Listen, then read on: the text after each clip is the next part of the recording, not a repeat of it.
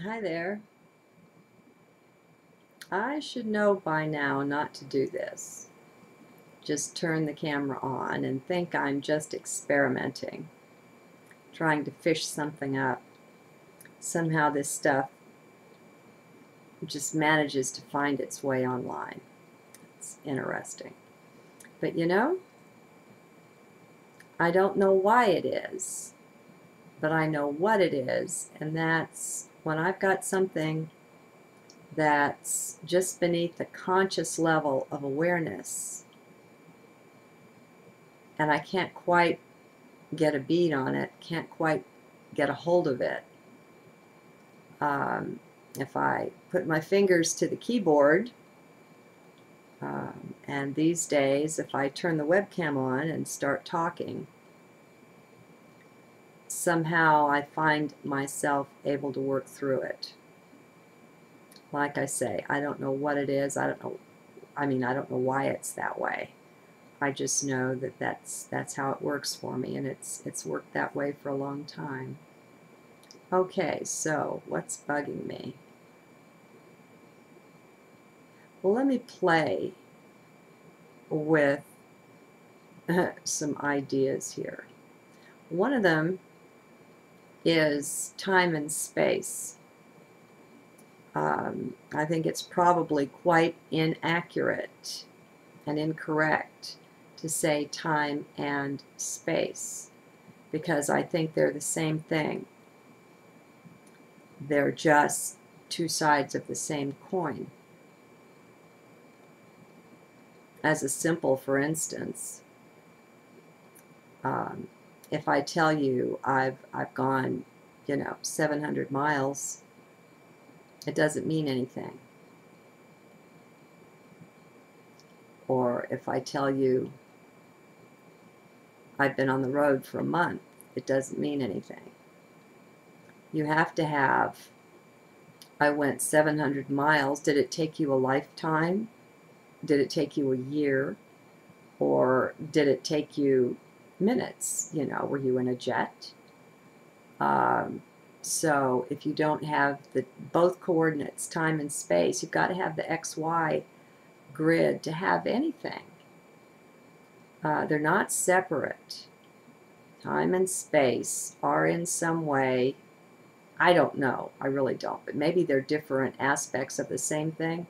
To me, what works is this concept of the coin with the heads and the tails. They're different, but they're the same. They're just different perspectives on the same thing, and you cannot have one without the other. That you can't give me a coin, only the head side or the tail side of it. If you give me a coin, it has both.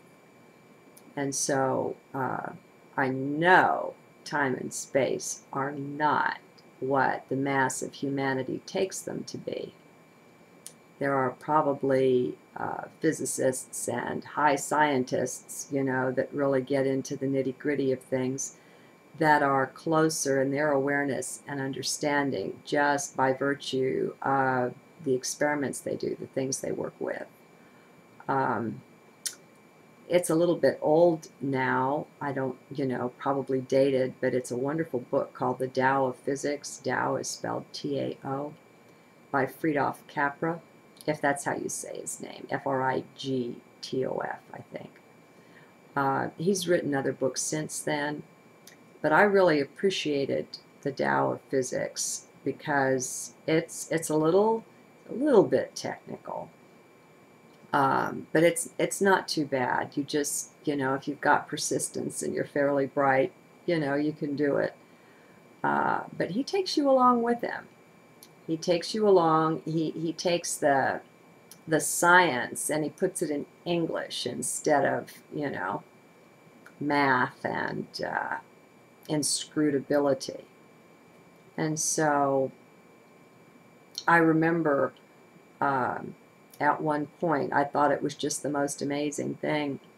He said, it doesn't make any sense to say, for instance, I'm holding this crystal. Where is it? I'm holding it out in the middle of the room, let's say, because in some way the crystal and the middle of the room aren't separate.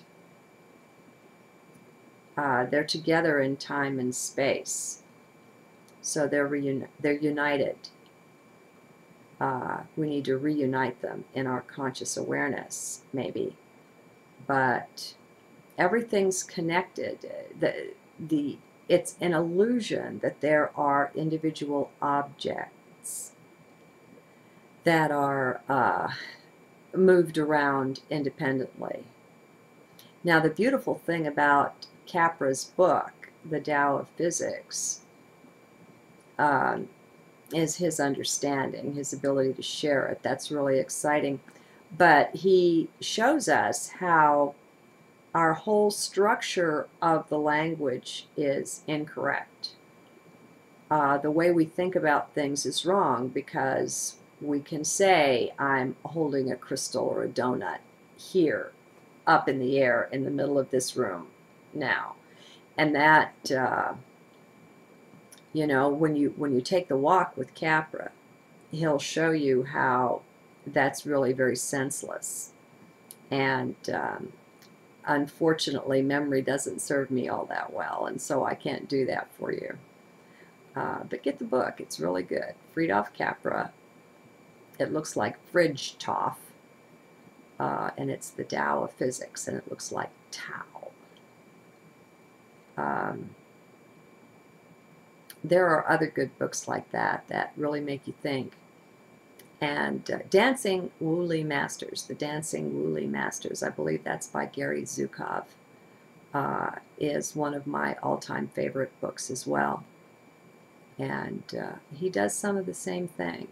I love it when science is put into English. I love the theoretical, the philosophy of science, though. What does it mean? I would that I had the ability to work with the calculations and the numbers and all that, but that wasn't a part of this lifetime. It just wasn't meant to be. It's kind of funny in a way. When I was, oh well, whatever. When I was young, I think in high school, I remember being in the teacher's lounge. I guess it was between classes or what, I don't know, maybe I had a free period. And my teacher brought me in there, and they were bouncing questions off of me surrounding math. And I had an understanding, just a basic grasp of it that was pretty good for my age, I guess. And as a result, they decided that I didn't need to take 2 or 3 basic math courses. And so they put me in geometry as a freshman.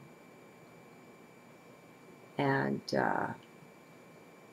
I had dabbled in, I hadn't had algebra. I hadn't had, you know, some other classes.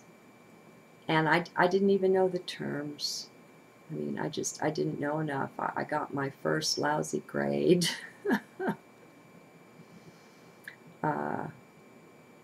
And I didn't speak up for myself. I wasn't that self-aware back then. And so somehow that short-circuited me in my walk with mathematics. I never quite was able to put it together after that. I don't know why. But you know, I'm not griping here. Things happen as they're meant to happen. People do the best they can pretty much all the time. And I'm just really happy with that. I think it's wonderful. And I think it's just perfection, just the way it is. I don't need to be the mathematician.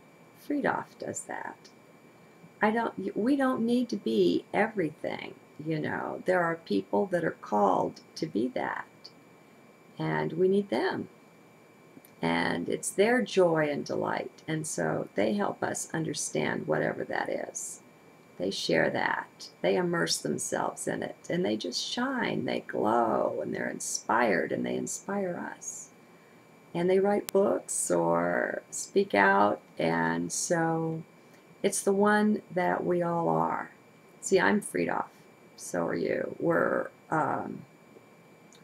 It's all one. It's all one thing. We're different aspects of the one being, the oneness that is. And so I'm mastering all these other things in you, in Capra, in whomever.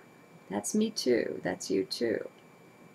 And we can access that on the without through the mind, read the man's books, that kind of thing.